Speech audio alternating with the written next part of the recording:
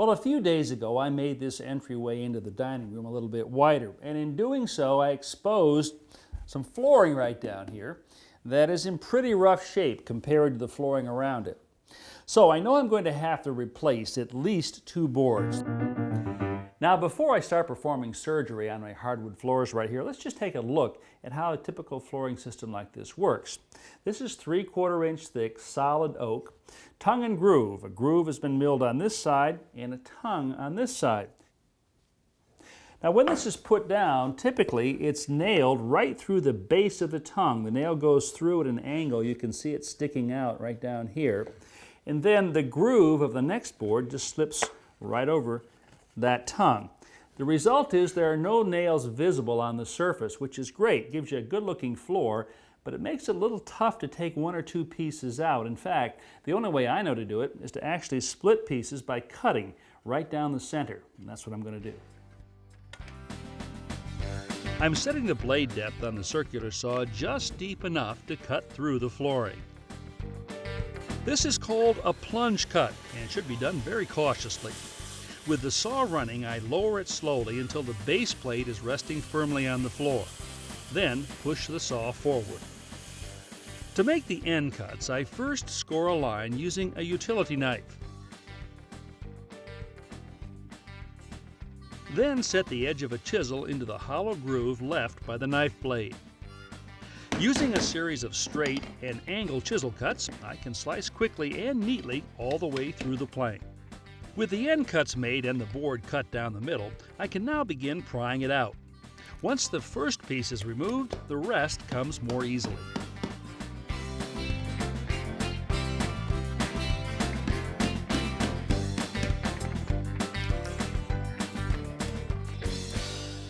Well, I've gotten those 2 boards out fairly cleanly, very happy with the way that turned out. So that takes care of the hole right here, because we'll replace those in a little bit.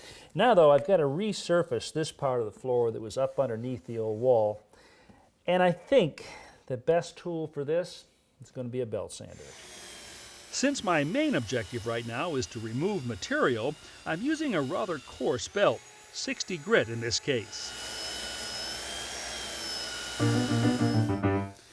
This is cleaning up very nicely. I've gotten to the point now where I can put in those 2 pieces of wood that were damaged and I had to remove.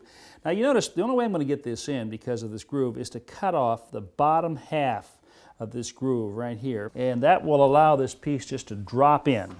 I've set the table saw blade just high enough to make the cut I need.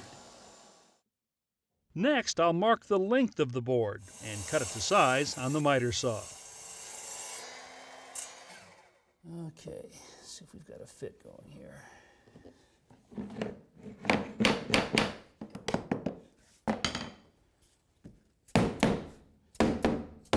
I repeat the process for the second board. Give everything a few taps, and now that's what I'd call a good fit, even if I do say so myself.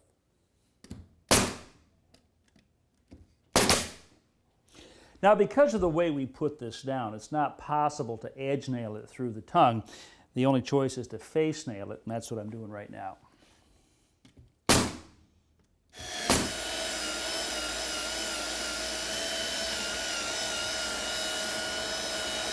Now, one of the trickiest parts of a flooring repair job like this is touching up or matching the finish.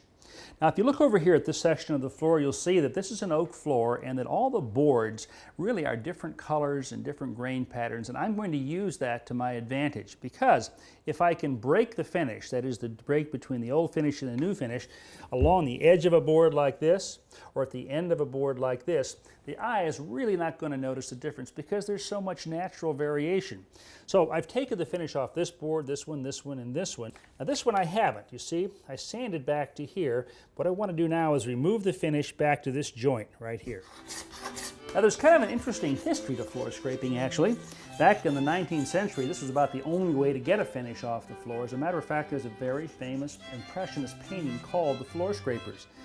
Thankfully for us, along came sandpaper and big machine sanders. Otherwise, this would be pretty tough work for finishing your floors.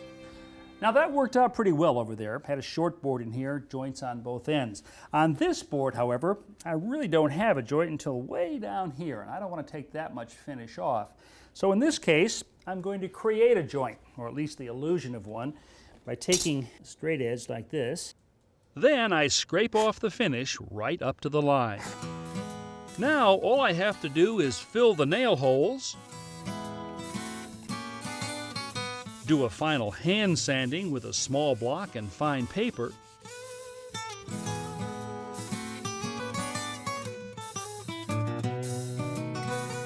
remove the dust with a tack cloth, and I'm all set to apply a new finish to the boards. Now these floors were refinished not too long ago, and they probably used a clear polyurethane. But I'm afraid if I put a clear finish back on top of this, I won't get a really good match. And why?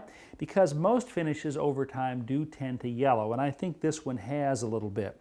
If I put the polyurethane on, I think they're going to be too light. So I'm going to adjust the color just slightly by taking some shellac, and I've added a lot of alcohol to this so it's very dilute. And I'm going to brush on kind of a tinting or a toning coat, and I think it's going to tie these boards in so that they'll match a little more closely. The shellac dries quickly. In just a few minutes I can begin applying the polyurethane. A foam brush works nicely when cutting in a small area like this. Okay, I'll let this dry, give it a light sanding, put on one more coat, and nobody is going to know that that patch was made right there, except, of course, for you and me.